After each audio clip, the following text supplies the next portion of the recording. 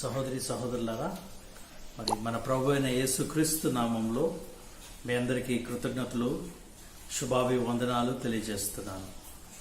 దేవుడు మనకిచ్చినటువంటి ఈ యొక్క మంచి తరుణాన్ని బట్టి దేవునికి కృతజ్ఞతలు తెలియజేస్తున్నాను. ఈ యొక్క లాక్డౌన్ సమయంలో, ఈ యొక్క పాండమిక్ సమయంలో అందరూ అనేక పనులు చేస్తూ ఉన్నారు. అనేక పనుల ద్వారా తమను తాము ఎంగేజ్ చేసుకుంటూ ఉన్నారు.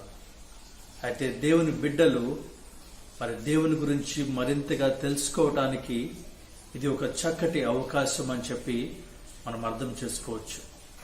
దేవుని గురించి తెలుసుకోవటానికి, అదేవిధంగా దేవుని యొక్క విధానాలను ఎరగడానికి ఇది ఒక చక్కటి అవకాశం అని మనము తెలుసుకోవచ్చు. అదేవిధంగా దేవుని యొక్క విధానాల గురించి ధ్యానం చేయవచ్చు. అయితే ఈరోజు మనం ఒక ప్రాముఖ్యమైన బేసిక్ విషయాన్ని ధ్యానం చేయబోతున్నాం. చాలా మందికి ఒకవేళ దీని గురించి తెలిసినట్లయితే సంతోషం, ఒకవేళ తెలియనట్లయితే, ఎందుకంటే అనేక మంది సహోదరులు ఈ విషయంలో అడగటం జరిగింది. సో అందరు బట్టి మరి ఒక తలంపు కలిగింది.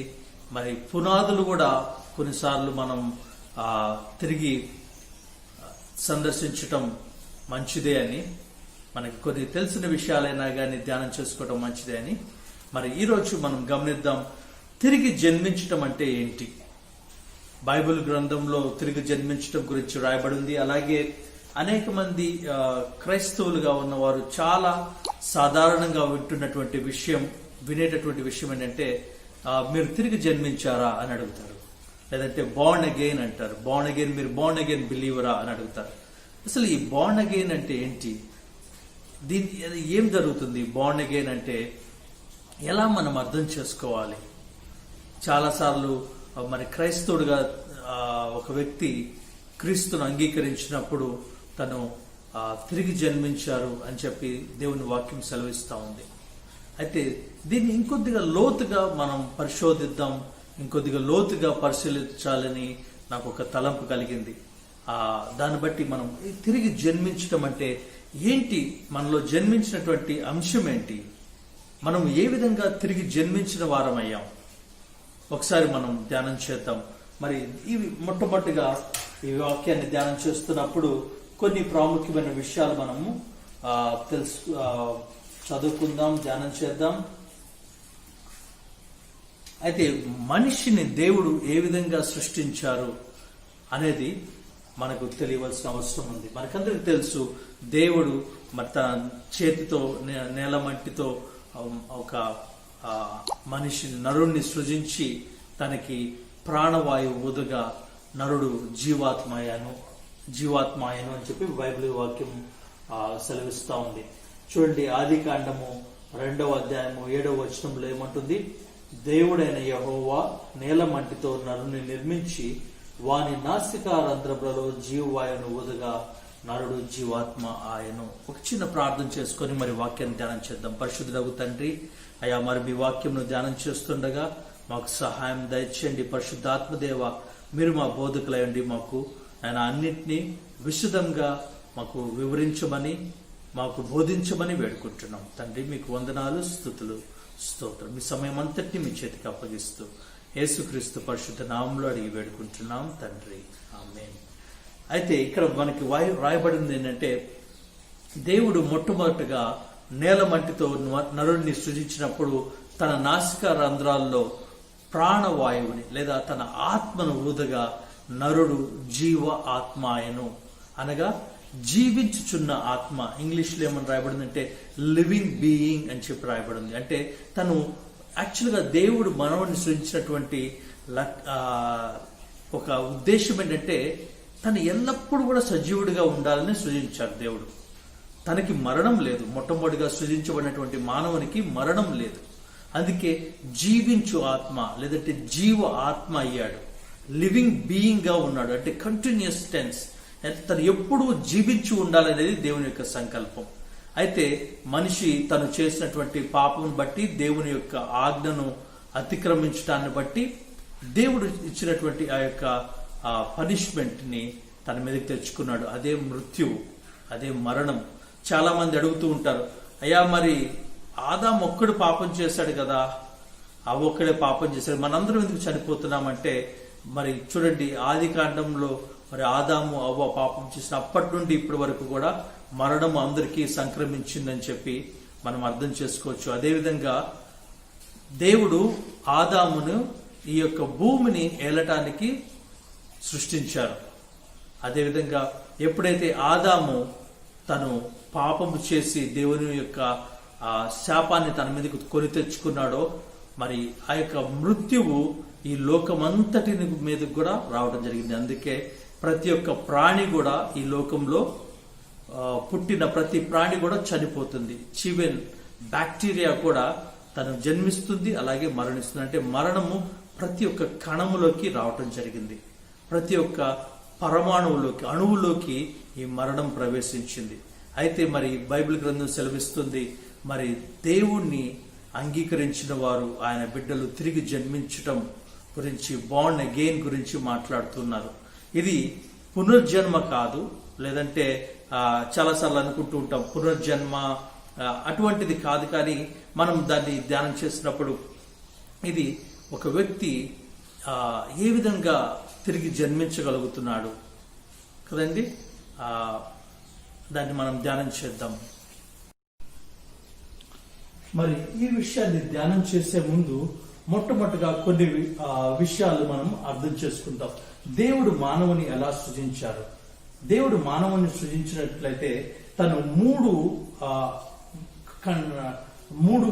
భాగాలుగా తనను సృజించారు. 3 భాగాలంటే 3 కాంపోనెంట్స్ తోటి తనను సృజించారు అని చెప్పి మనం అర్థం చేసుకోవచ్చు. ఒకటి మనం చూస్తున్నటువంటి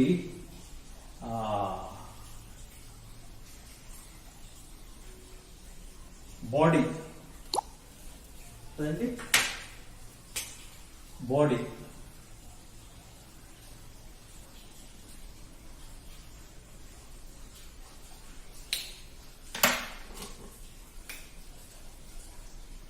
రెండు, మనమందరం అంటా ఉంటాం మన మనస్సు లేదా మన యొక్క హృదయం, మన మనస్సు. 3 ఆత్మ కదండి. ఇప్పుడు చూద్దాం. ఇది బాడీ మన కళ్ళకి కనబడతా ఉంది, మనం తాకి చూడగలుగుతాము, మన దేహము అని అర్థం చేసుకుందాం. రెండవది సోల్ అనగా లేదా మన మైండ్.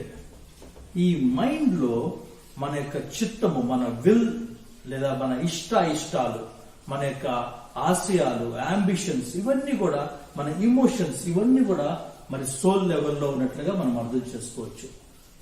మూడవది స్పిరిట్, మరి ఆత్మ. దేవుడు పెట్టినటువంటి, దేవుడు ఎప్పుడైతే మనిషి యొక్క మట్టి బొమ్మలోకి తన ఆత్మను ఊదినప్పుడు అతడు జీవాత్మ అయ్యాడు. అలాగే తను కూడా ఒక ఆత్మను కలిగి ఉన్నాడు. ఎందుకంటే మనిషిని దేవుడు తన యొక్క రూపంలో సృజించారు. దేవుడు ఆత్మ కనుక, అలాగే మనిషి కూడా ఆత్మ స్వరూపిగా సృష్టించబడ్డాడు. ఆత్మ ఒక శరీరము ధరించుకున్నటువంటి ఒక ఆత్మ స్వరూపిగా దేవుడు మనిషిని సృష్టించాడు. అందుకే దాన్ని స్పిరిట్ అంటున్నాం. ఇందాక చూసినట్లయితే మన సోల్లో మనకేమున్నాయండి? మనకి ఇమోషన్స్, విల్, ఇంకా అంబిషన్స్, ఇవన్నీ కూడా సోల్ లెవెల్లో ఉన్నాయి. అలాగే బాడీ మనకి కళ్ళ ముందు చూస్తున్నటువంటిది విజిబుల్ గా మనం ఇందాక ధ్యానం చేసాం. మరి దేవుడు మనిషిని ఏ విధంగా సృష్టించారంటే తన నాసికా రంధ్రాల్లో తన ఆత్మను, ప్రాణవాయువును ఊదగా నరుడు జీవాత్మ ఆయను అని. అంటే మనిషికి ఒక ఆత్మ ఉంది. ఈ ఆత్మ దేవుని నివసించే ప్రదేశము, దేవుడు నివసించేటువంటి స్థలము అని చెప్పి మనం అనుకోవచ్చు.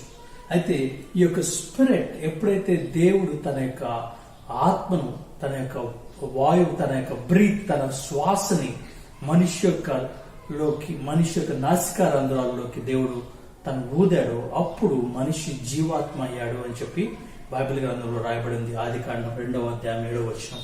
అయితే ఇక్కడ చాలా ప్రాముఖ్యమైన విషయం మనం ధ్యానం చేద్దాం. మొట్టమొదటి మనిషి ఎప్పుడైతే పాపం చేశాడో అప్పుడు మరి దేవుని నుండి ఈ యొక్క ఆత్మలో తన యొక్క సహవాసాన్ని కోల్పోయాడు. దేవుని యొక్క ఆత్మను లేదంటే ఎడబాటు కలగడం జరిగింది. ఎందుకంటే మీరు అడగవచ్చు ఎందుకు అనేసి. మరి దేవుడు పరిశుద్ధుడు కనుక దేవుని యొక్క స్థానంలో, దేవుని యొక్క సన్నిధిలో పాపానికి స్థానం లేదు. అందువల్ల ఎప్పుడైతే మనిషి పాపం చేశాడో, ఆ పాపం చేసినప్పుడు మనిషి యొక్క స్పిరిట్ లో మరి ఈ జీవమునిచ్చు ఆత్మ తన నుండి వేరైనట్లుగా మనం అర్థం చేసుకోవచ్చు. అందువల్ల ఏమైందంటే ఈ యొక్క స్పిరిట్, మానవుని యొక్క స్పిరిట్ మృతతుల్యమైన ఆత్మగా మారిపోయింది కదండి. మనం ఏదైనా గాని ఒకప్పుడు జీవం కలిగి తర్వాత జీవం లేని దాన్ని మరణించింది లేదంటే మృతమైంది అని చెప్పి అనగలుగుతాం. అంతకుముందు ప్రాణం ఉన్నటువంటి మనిషి యొక్క ఆత్మ ఎప్పుడైతే జీవమునిచ్చు దేవుని ఆత్మ తన నుండి విడిచి వేరైపోతుంది జరుగుతుందో అప్పుడు ఈ యొక్క మనిషి యొక్క స్పిరిట్, మనిషి యొక్క ఆత్మ మృతతుల్యమైపోయింది. ఎందుకని మనం ఎందుకు అనుకోవచ్చు? ఎందుకంటే దేవుడు మొట్టమొదటిగా ఆదాముకు అవ్వకు ఆజ్ఞ ఇచ్చినప్పుడు ఈ పండు తిన్న దినమున నీవు నిశ్చయముగా చచ్చుదువు అని చెప్పడం జరిగింది. కానీ పండు తిన్న వెంటనే ఆదాము అవ్వ చనిపోలేదు. ఎందుకంటే ఫిజికల్ గా వారిలో మరణం మనకు కనపడటం లేదు. కానీ ఆ మరణము వారిలో ప్రవేశించింది. ఎక్కడెక్కడ ప్రవేశించింది? మొట్టమొదటిగా వారి యొక్క ఆత్మలో మరి మరణతుల్యమైపోయింది, మృతతుల్యమైపోయింది. అంటే దేవుని యొక్క జీవము వారి నుండి వెళ్ళిపోవడం వల్ల ఆ ఆత్మ మరణించిన మృతతుల్యమైన ఆత్మగా మారిపోయింది. రెండవది, మనస్సులో మరి మనిషిని దేవుడు సృష్టించినప్పుడు తన పోలికలో మనిషిని దేవుడు సృష్టించాడు. తన పోలికలు అంటే తన యొక్క గుణగణాలతో దేవుడు మనిషిని సృష్టించాడు. మరి మనిషికి అన్ని దేవుని యొక్క మంచి లక్షణాలు ఉండేవి. ఎప్పుడైతే దేవుడు మాటకి వ్యతిరేకంగా మనిషి పాపం చేశాడో, సాతాను మాట విని పాపం చేశాడో, సాతాను యొక్క లక్షణాలు కూడా మనిషిలోకి ప్రవేశించినాయి. తన యొక్క మనస్సులోకి, తన హృదయంలోకి ప్రవేశించినాయి. అందుకే గమనించండి, ప్రేమ ఉంది, ద్వేషం ఉంది, కనికరం ఉంది, క్రూరత్వం ఉంది, కఠినత్వం, మనుషుల్లో అన్ని రకాల లక్షణాలు ఎలా ఉన్నాయి? ఇవి ఎలా సాధ్యం? అదే మనిషి కనికరం చూపించగలుగుతున్నాడు, అదే మనిషి బహు క్రూరంగా ప్రవర్తించగలుగుతాడు. అదే మనిషి ప్రేమిస్తున్నాడు, అదే మనిషి మరొకరిని ద్వేషిస్తున్నాడు. ఎలా సాధ్యమంటే మన యొక్క హృదయంలో ఈ యొక్క రెండు రకాల లక్షణాలు మన సోల్లో ఉండటం జరిగింది. అయితే అందుకే అంటున్నాను, ఈ డెడ్ స్పిరిట్, లైఫ్లెస్ స్పిరిట్, మరి ఈ యొక్క మరణం దాంట్లో ఉంది. సోల్ లెవెల్లో కూడా ఈ యొక్క మరణము ప్రవేశించింది. మరణం అంటే జీవము లేని లక్షణాలు, దేవుని లక్షణాలు కానటువంటివి. ఆ లక్షణాలు మనిషిలోకి ప్రవేశించడం జరిగింది. తన యొక్క మనస్థితిలో, తన యొక్క హృదయంలో కూడా మరి ఈ యొక్క లక్షణాలు ప్రవేశించడం జరిగింది.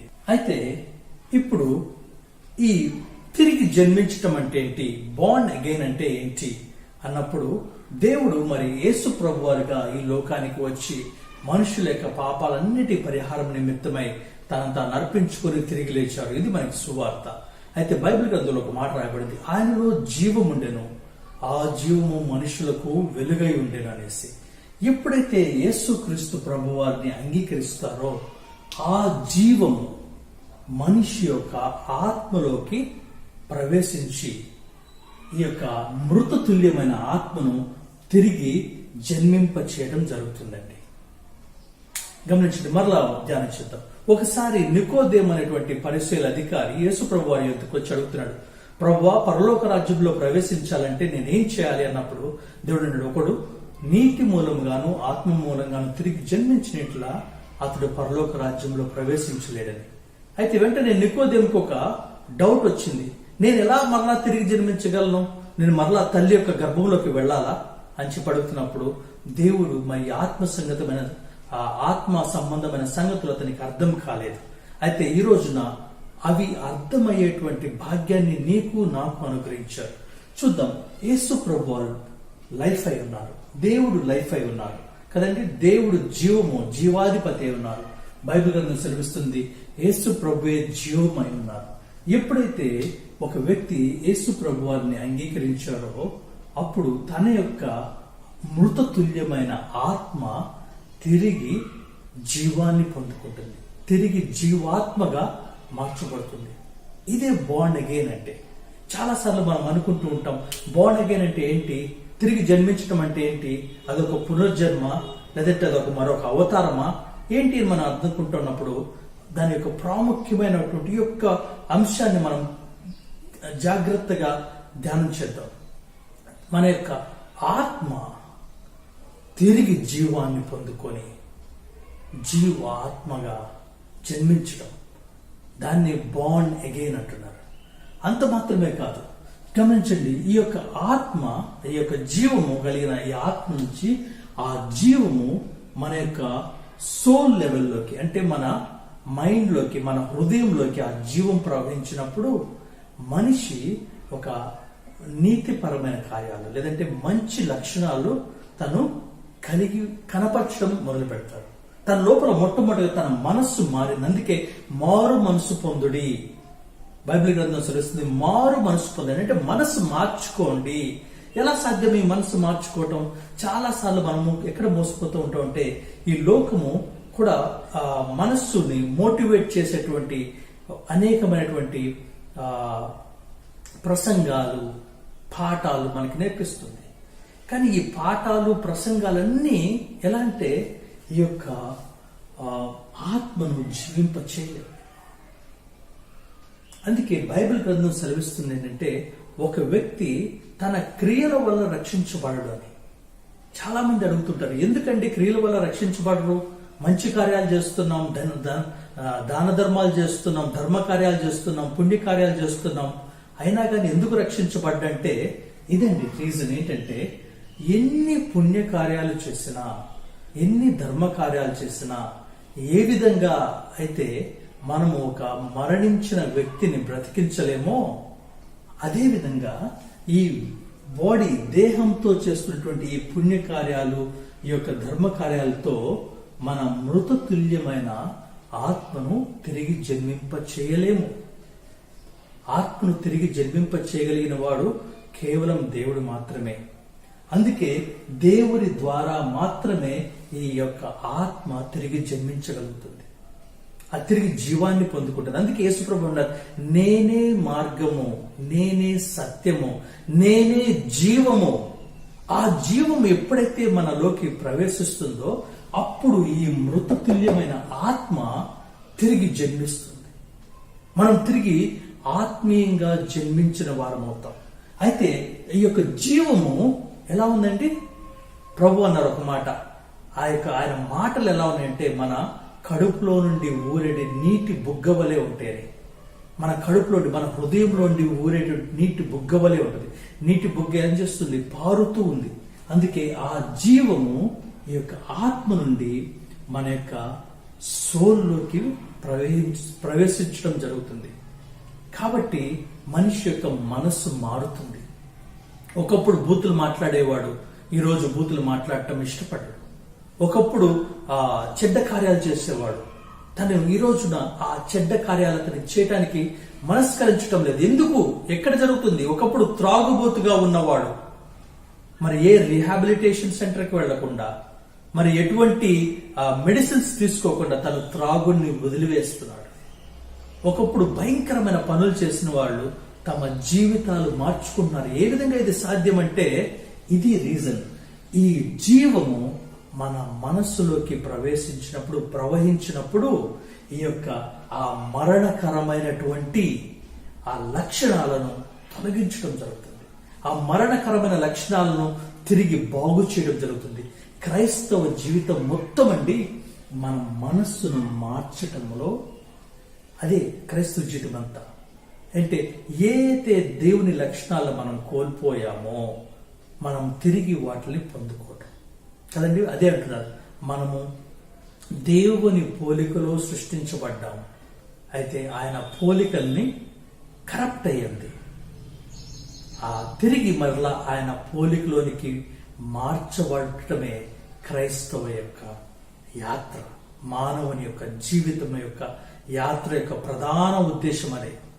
అయితే అంత మాత్రమే కాదు, ఈ యొక్క జీవము మన సోల్ నుంచి బాడీలోకి కూడా ప్రవహిస్తుంది. బైబిల్ గ్రంథంలో ఒక చక్కటి మాట రాయబడింది. ఏమంటే, క్రీస్తుని లేపిన వాని ఆత్మ మీలో నివసించిన మృతతుల్యమైన మీ దేహాలు, మీ శరీరాలను కూడా ఆయన బ్రతికింప చేయగలడు అని. యథార్థంగా గమనించినట్లయితే మన దేహానికి ఆరోగ్యం కలగటం మాత్రమే కాదు, బాహ్య ప్రవర్తన కూడా మారిపోతుంది. ఒక వ్యక్తి యొక్క మనస్సు మారినప్పుడు ఆటోమేటిక్ గా తన యొక్క బాహ్య ప్రవర్తన కూడా మారుతుందని చెప్పి మనం అర్థం చేసుకోవచ్చు. అయితే ఇందాక మనం గమనించాం మరి ఎటువంటి